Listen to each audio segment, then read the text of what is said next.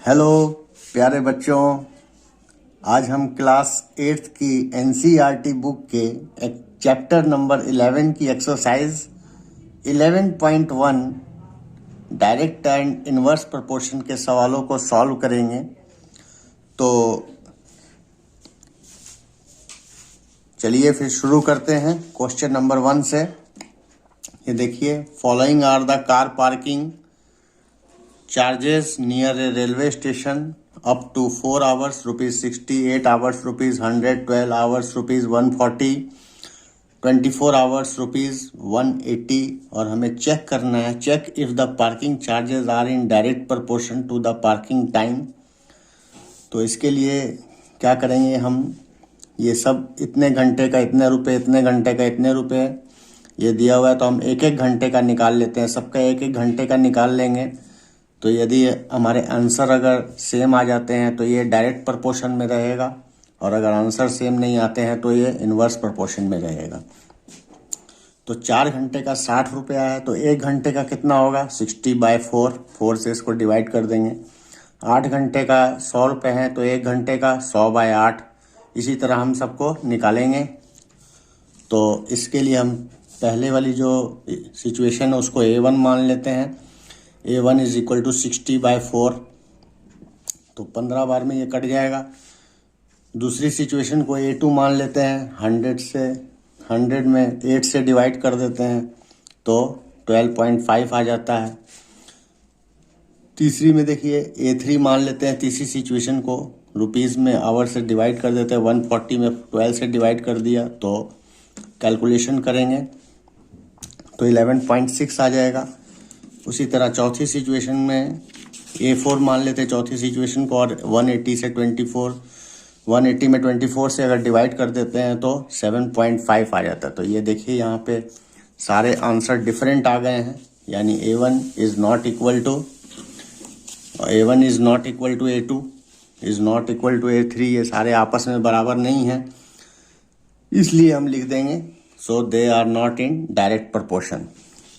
ये question number 1 हो गया। अब चलिए क्वेश्चन नंबर 2 की तरफ बढ़ते हैं। क्वेश्चन नंबर 2 है, in a mixture of paint is prepared by mixing 1 part of red pigment with 8 parts of base in the following table. Find the part of base that need to be added.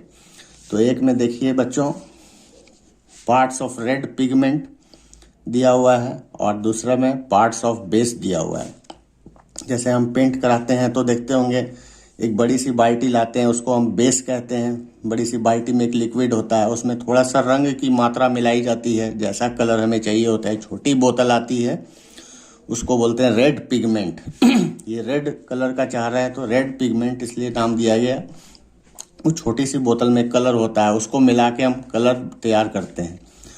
तो उसकी मात्रा दी हुई है। जब red pigment 1 part मिलाते हैं तो base 8 parts में होता है। उसी तरह ये रेड पिगमेंट की मात्रा दी हुई है, और हमें बताना है कि कितने बेस में ये मिलाया जाएगा। अगर 4 part रेड पिगमेंट मिलाए तो बेस कितना चाहिए, 7 part रेड पिगमेंट अगर मिलाना हो तो बेस कितना चाहिए।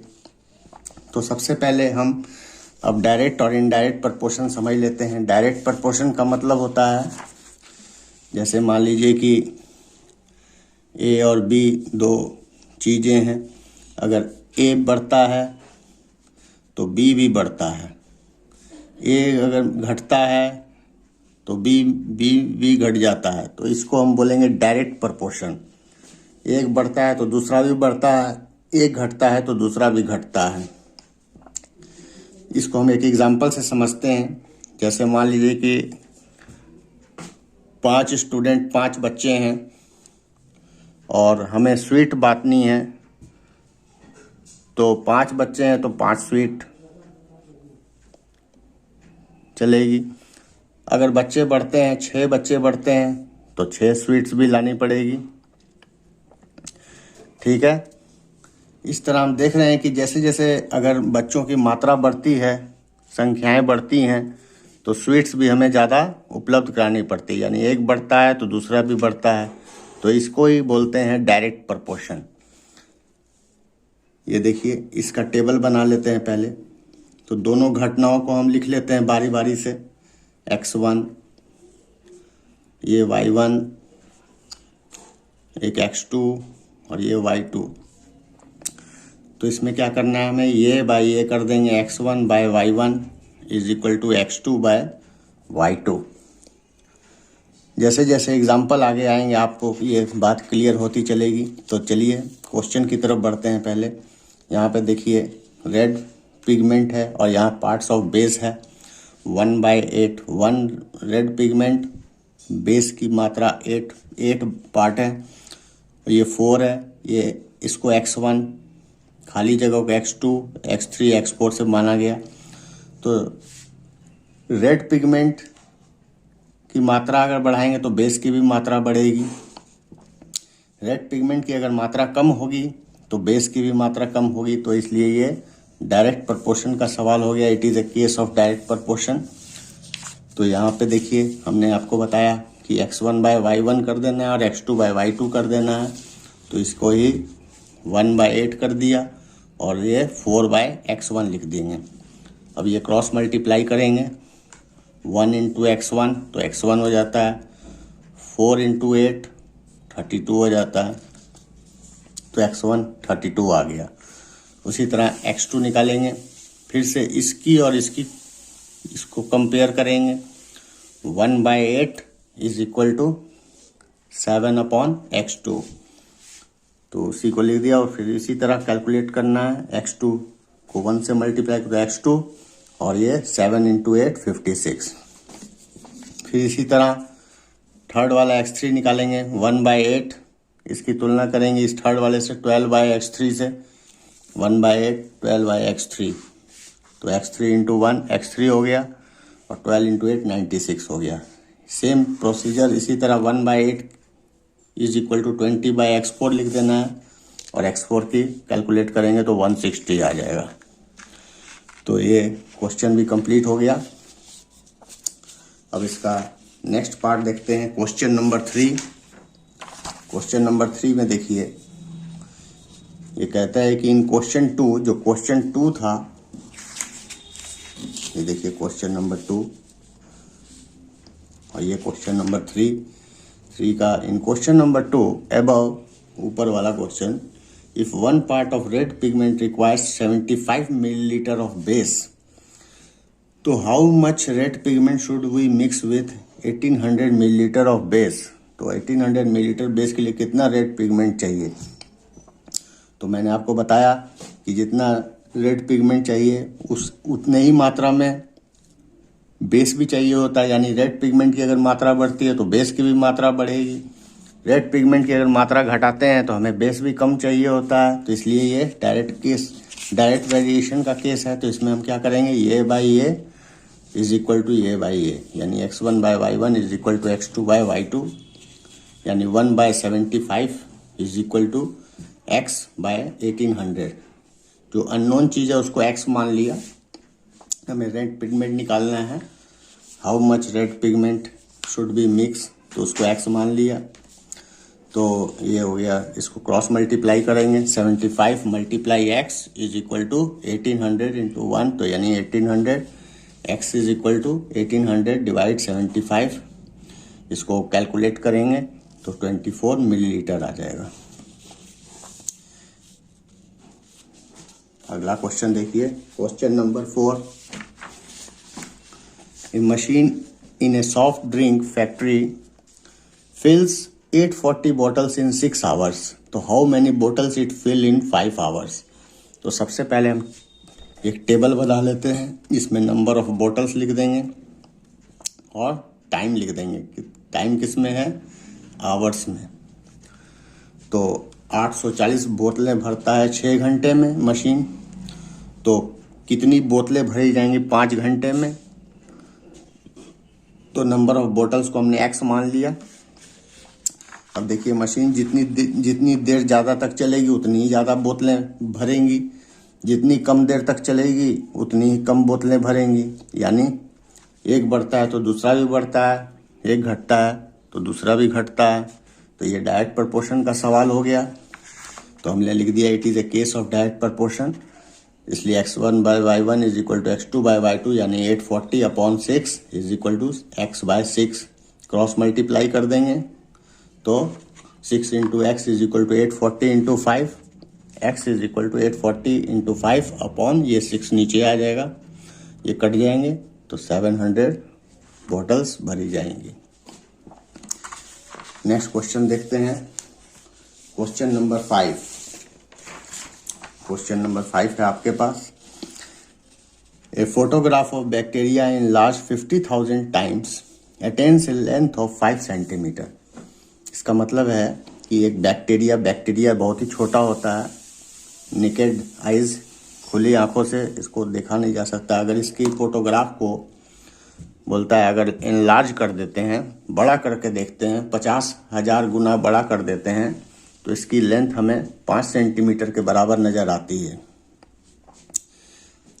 और फिर पूछा जा रहा है कि what is the actual length of bacteria, bacteria की एक्चुअल लेंथ क्या होगी यदि उसके फोटोग्राफ को 20,000 गुना बड़ा करके देखा जाए तो चलिए, तो इससे आप समझ जाएंगे कि जितना हम इनलार्ज करेंगे बैक्टीरिया की, छोटे जो बैक्टीरिया उसका साइज भी बड़ा हमें नज़र आने लग जाएगा। जैसे हम फोटोग्राफ खींचते हैं तो अगर बड़ा करते हैं तो बड़ी फ़ोटो बनती है, और जूम करते हैं तो और बड़ी फ़ोटो बनती है, अगर छोटा जूम करते हैं तो छोटी फ़ोटो नज़र आती है। वही हिसाब है इसमें, यानी डायरेक्ट वेरिएशन का सवाल हो गया। तो हमने टेबल बना लिया, इन लार्ज, इन टाइम्स और लेंथ इन सेंटीमीटर। जब इन लार्ज करते हैं 50,000 गुना तो बैक्टीरिया की साइज बन जाती है 5 सेंटीमीटर, और जब इन लार्ज करेंगे 20,000 गुना तो कितनी लेंथ उसकी बन जाएगी, तो हमने उसको x मान लिया। तो ये भी डायरेक्ट वेरिएशन का सवाल है। अब हम बार बार x1 बाय y1 लिखने के बजाय अब इसको सॉल्व कर लेंगे। 50,000 upon 5 is equal to 20,000 upon x। Cross multiply करेंगे, 50,000 multiply x is equal to 20,000 multiply 5। Cross multiply कर दिया, x की वैल्यू निकाल देंगे, कैलकुलेट करेंगे, ये सारे जीरो कट जाएंगे, ये 5 से 5 कैंसिल हो जाएगा तो 2 सेंटीमीटर इसकी साइज हो जाएगी। अगर 20,000 गुना इस बड़ा करके देखते हैं तो बैक्टीरिया की साइज 2 सेंटीमीटर हमें नजर आएगा। अब अगला क्वेश्चन देखिए, in a model of a ship the mast is 9 centimetre high while the mast of actual ship is 12 centimetre high.